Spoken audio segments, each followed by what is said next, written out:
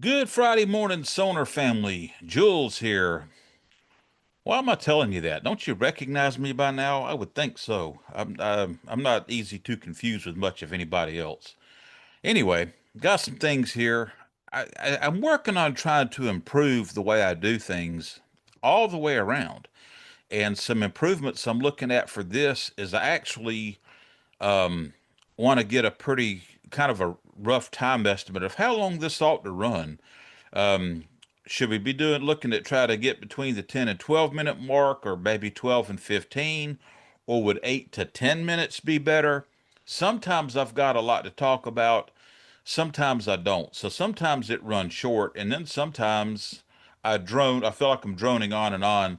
And what I've realized is that I don't necessarily need to cover everything on my list in one particular episode, if you want to call it an episode.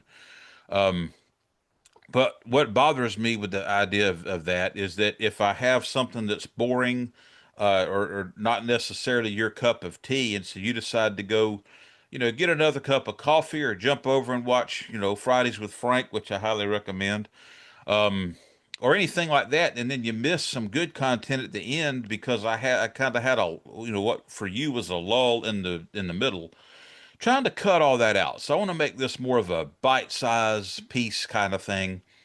But if I shoot too short, then sometimes, like on something I've got coming up I want to talk about, I don't want to have to cut it down too much, on a single topic kind of thing that's kind of varied.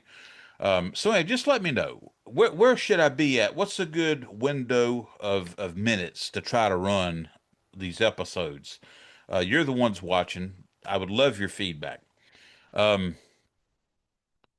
guess first thing on my mind this morning is reverb and how fickle it is buying and selling. Um, Almost a year ago, I got a bunch of stuff from a longtime Sonor artist and started flipping snare drums and hardware and different things. And I wound up with the 20-inch gong drum, highlight exclusive gong drum, and the 24-inch designer uh, bass drum in green stain, which both of those had never been played. Not a stick mark, or not any kind of a mark anywhere. So the original plan was to go kind of have a long game on that.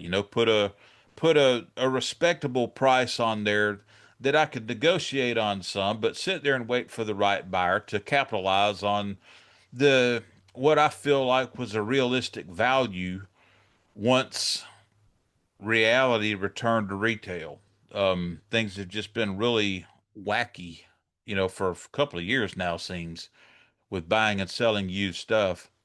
I look at Reverb right now and I see things that, honestly, if I weren't in quite of a pickle, I would buy, and sit on them for resale for later. But an example is, last year I drove to Orlando and traded the last of or not the last, but a batch of hardware, Tama Road Pro hardware I had, for a couple of Sonor drum sets, and they were both turned out to be big time losers. One was I think the Taiwanese 2001, and one was the German Force 2000 in black. And I did not realize how terrible the market is for that stuff.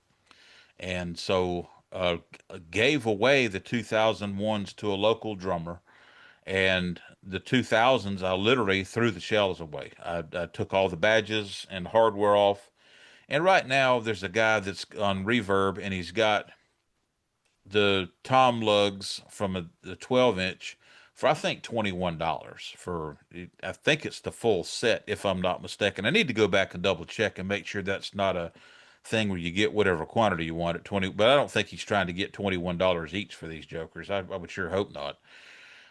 But at any rate, so it's kind of a moot point to list mine right now, unless I want to lowball that. And what I may do is bundle them all up, the 12, 13, 16, and try to make a deal where it's um, it's a good buy for somebody else, but I'm moving enough product at one time that it's a substantial, little bit of money into my bank account. But it's just interesting to me the things that aren't moving, and I'm not surprised those aren't selling. There's a very narrow market for parts from the Force 2000, 3000, and Force Maple. I have had some luck selling brackets and all that, mind you. But anyway, I've got a 10 or a 14 by 10 phonic oak tom tom, and the shell is in immaculate condition. And I've had it for $3.99. I've dropped the price. I've put it on sale. I've done direct offers, and it just looks like it's not going to sell as a complete unit. So I'm about to split it up, but at the same time, the lugs are out there for sale. They're not with the. I don't see lugs for sale that have got the snap locks. So that's going to be my ace in the hole trying to part that out. It's just such a fickle thing, and I'm running out of stuff is what's disturbing for me. All the cool stuff's really gone. I got a few low end pieces. I've got two snare drums, the Force 2000. I've got a red one and a black one. I'm going to wind up parting those out in part because I think they're going to be worth more dead than alive in the long run. Plus, I'm condensing down my footprint, so to speak. So every time I eliminate a full snare drum, that space and clutter that's gone.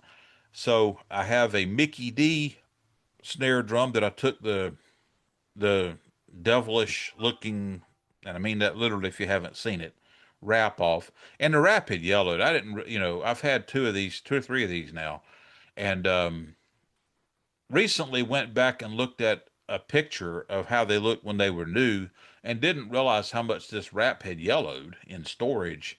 Because these were new old stock. They were B stock, or they were open box, or whatever you want to call them, but they were unused drums. And so this one is wrap free, and it's a black stain finish, and I don't have any top coat. I don't have I thought about putting tung oil on it or something, but the work and the labor to do that would negate part of the value of selling it, and it's very likely I'll sell this for parts because these were those damn lugs they came out with. They had a curvature if you looked at them from the side, and the square part where the actual nut box protruded was bad about busting on these lugs. These were on the Ascent series and on the Select 4 or whatever they were called. I'll find this all before I post this, but I may wind up doing better parting it out as well. And then I may see if anybody wants a batch of snare shells for projects, and try to sell those off that way. Some cool stuff that'll be available in shells if you like working on stuff. Anyway, the point still is the point I'm trying to get at, and I'm ranting here, I'm rambling. Kind of running out of road with product. So it's been paying the bills for a while. I'm still not monetized. I'm not fussing about that. I'm just stating things as they are. Symbol Fusion has agreed to sponsor a couple of videos, but right now the interviews that I've got out, the Aaron Holler, which you need to watch if you haven't watched it, please do. Same with Near Z. Not gaining the traction on those that I really thought I would. The channel, we've had some great performing interviews, and then sometimes some things that I think are going to do really well don't.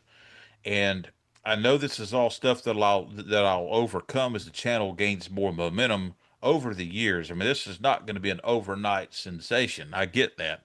And being specifically focused on Sonor definitely makes it a unique thing and is not going to attract as much viewership as if it was just a general drum video or, drum and cymbal, or I say video channel. You know what I'm saying? But anyway, I am working on refining the Sonar Talk interviews and I'm working on one in post production right now. And probably something you're going to see is that I'll open the interview with them saying a little something that leads in, where they're kind of talking about, their lack of Sonor drums or whatever, or something about the upcoming interview that we're leading into. Then I'll do the intro, which is now very short, and thanks to Aaron Holler, it's pretty awesome. It's got a nice little drum lick with Sonor designer drum, or excuse me, Sonor SQ2s, and and then a sponsor clip, and then get into the interview where I will introduce them, ask them a question or two, and then basically you won't see my pretty face or hear my lovely voice any further. Likely, there may be times through the interview that it's befitting to do that, but I really want to do segues where once they're stopped, they're done talking about one thing. If their commentary on the next topic is standalone, um, I'll do a segue and maybe have a little screen thing come up and um, you know, uh, explain what the topic is coming or whatever. It'll make sense when you see it.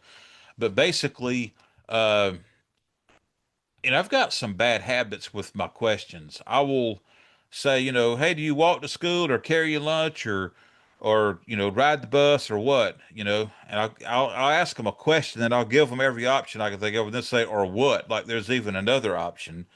And, something I do on the fly without thinking about it. So I just think that I think people see enough of my face and hear enough of my voice already. I want a little less of that in the completed interviews, but that's a matter of feedback too. So when you see the one I'm working on, is Kevin Higuchi, and he's a cool guy. You're gonna like him a lot. He's not somebody you're going to recognize to the extent you would Todd Circumman or Steve Smith or somebody. But I think all these interviews are good. All these guys have something good to bring to the table. But if you like the format when you see that, let me know. If you think it's awkward that we get started and it's nothing but them for the rest of the interview, I'd like to know that. But I'm going to be careful to do this in a way that I feel like it's really going to work. So, just trying to revamp some things for 2026, be a little bit more professional, give a little thought to these things, be a little bit more structured with my coffee with Jules, not run on too long, and I feel like I'm about to cross that line here. Got so much other stuff to talk about and questions to ask. And a lot of these things are on the forum, and I'm going to jump to that real quick. And the reason is somebody that watches Coffee with Jules and is a member of the forum was actually applauding me bringing up active topics because sometimes they don't have time to go to the forum because you got to stop what you're doing and read. Well, here you don't want to watch me talk. So you can certainly do other stuff while you're listening to this. So let's just go over some active top, yeah, those things real quick. Um, I've got a Mac Mini for sale. It's an M4 with 10 core CPU, 10 core GPU, 112 gig solid state drive. Not solidly sure I'm going to sell it. If I can get a good deal out of it, I will. I've actually got the Apple Care with it. We can talk about. I bought it this year, so it's a 2025, or at least it was bought in 2025. Another thing, new hardware, hypothetical new hardware. Um, I was wanting to get some other feelers on this, and I'm certainly open to your input. Hypothetically, if Sonor came out with a new line of hardware that was, you know, it was on par with or better than other stuff available out there. And I love the 600 series. The 600 series gives us a lot of options.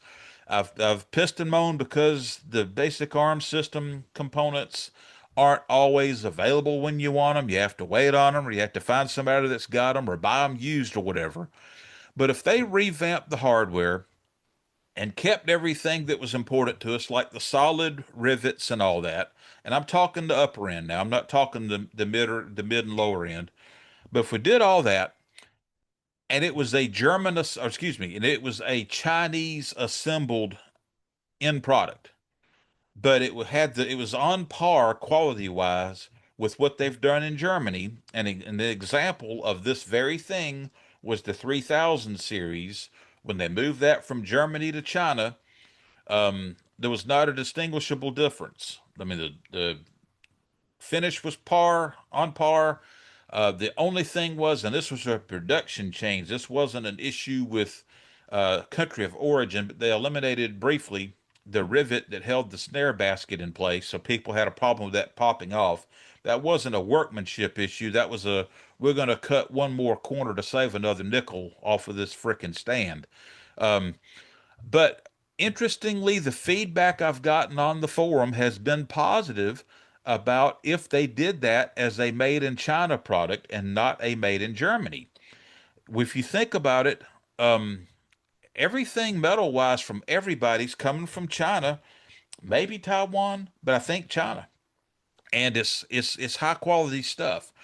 And when they moved the Force 3000 from Germany to China, the prices came way down. So, if you think about it like this, if you're about to order an 8, 9, 10, $12,000 SQ2 set, and if you had a new revamped, upgraded, whatever you want to call it, set of hardware made in, let's just say they made it in Germany for 6 weeks and had a backlog of, had a back stock of that, and then they moved it to China. And so at the time you ordered, you've got your choice of the exact same product assembled by Germans or assembled by Chinese, and one was half price of the other.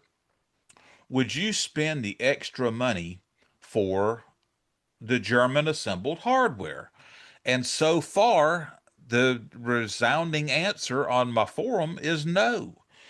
And you know what? I get it, and I totally agree. I think we love the fact that the shells are made in Germany. Everything's precisely designed, engineered, and I think tooled in Germany, and all that good stuff.